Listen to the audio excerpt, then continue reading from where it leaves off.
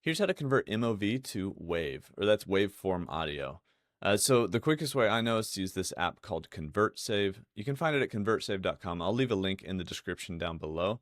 But basically, you drag and drop your video files in, you select your output, and you just select whatever you want. So WAV, convert. It converts and saves right next to where it came from.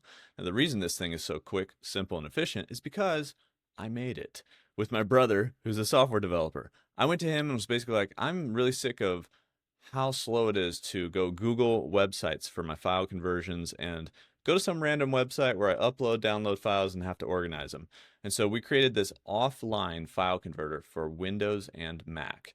So you can use ConvertSave to convert images, video, and audio files. In this case, we're pulling audio from a video and then converting it to waveform audio.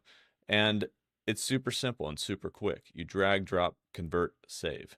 And you can do multiple video files, whatever you want. You can just batch convert a bunch of different files if you want to. And not only can you just select an output, but also you can go to your advanced options here.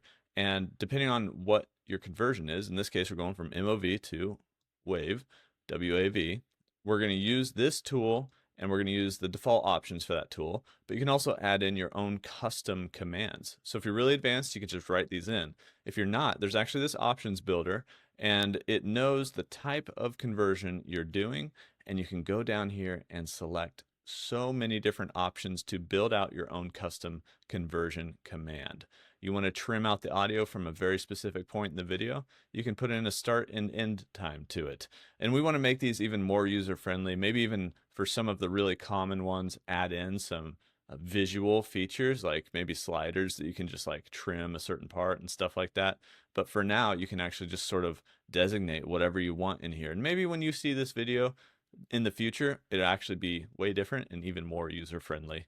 So we're really excited to keep building this thing, and that's what we're doing. We're just two independent developers working on this project where you can convert more and more and more different formats and add effects to images or resize, crop, or just straight convert them. And once you build your option out, it replaces the default and it saves for that conversion. So anytime going forward, you can just drag, drop, convert, save with your specific conversion option without having to go in here and build it every time, which is really cool. And then you can always come in here, hit the clear button if you want to go back to defaults, if you just wanted to do it for that one conversion, and then hit done. And you'll know because we'll put like a little indicator on this little gear icon here.